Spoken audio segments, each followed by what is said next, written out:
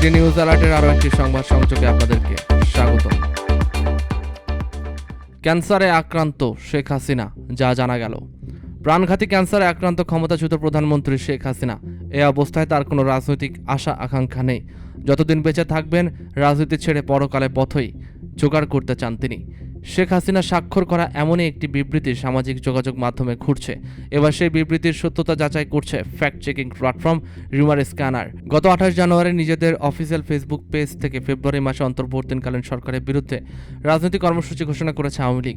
ঘোষিত কর্মসূচি অনুযায়ী 1 ফেব্রুয়ারি থেকে 5 ফেব্রুয়ারি লিফলেট বা প্রচারপত্র বিলি, 6 ফেব্রুয়ারি প্রতিবাদ মিছিল ও সমাবেশ, 10 ফেব্রুয়ারি বিক্ষোভ মিছিল সমাবেশ, 16 ফেব্রুয়ারি অবরোধ কর্মসূচি, 18 ফেব্রুয়ারি দেশব্যাপী সকাল সন্ধ্যা সর্বাত্মক কঠোর হরতাল। এছাড়া বিজ্ঞপ্তিতে শেখ হাসিনাকে প্রধানমন্ত্রী হিসেবে উল্লেখ করেছেন।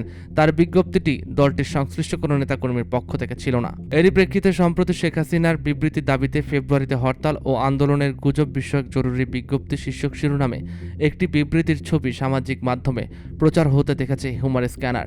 বিবৃতিতে বলা হয়, প্রিয় দেশবাসী, আপনারা নিশ্চয়ই অবগত আছেন যে আমি শারীরিকভাবে অত্যন্ত অসুস্থ। প্রাণঘাতী ক্যান্সার আমাকে তিলে তিলে মৃত্যুর দিকে ঠেলে দিচ্ছে। এমন অবস্থায় আমার কোনো প্রকার ক্ষমতা বা রাজনৈতিক আশা আকাঙ্ক্ষা নাই। আমি আজ স্পষ্ট জানাচ্ছি যে বাংলাদেশ আওয়ামী লীগের ফেসবুক পেজ হ্যাক করে বিএনপি জামাতের লোকেরা বিভিন্ন উস্কানিমূলক প্রোপাগান্ডা ছড়িয়ে আওয়ামী লীগের শান্তিপ্রিয় নেতাকর্মীদেরকে হরতাল, অবরোধ, চালাও পোড়াও কর্মসূচির দিকে চালিত করছে, যা অত্যন্ত নিন্দনীয় ও ঘৃণার্য কাজ। আমি বারবার বলছি, আমি এখনও শান্তি চাই, পরকালের পথেই জোগাড় করতে চাই। আমি দিনহীন ভাষায় বলতে চাই, আমি এখনও বাংলাদেশ আওয়ামী লীগের সভানেত্রী এবং আমি এসব সন্ত্রাস ও জ্বালাও পোড়াও কর্মসূচির সাথে আমার বা আমার দলের দ্রুততম সম্পর্কও নাই।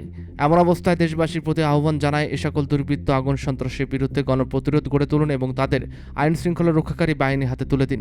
জয় বাংলা, জয় বঙ্গবন্ধু, বাংলাদেশ চিরজীবী হোক। এছাড়া বিবৃতিতে আওয়ামী লীগের ফেসবুক পেজ হ্যাক হওয়া দাবি করা হলেও এমন কোনো তথ্য গণমাধ্যম বা আওয়ামী লীগের নির্ভরযোগ্য কোনো সূত্র থেকে খুঁজে পাওয়া যায়নি।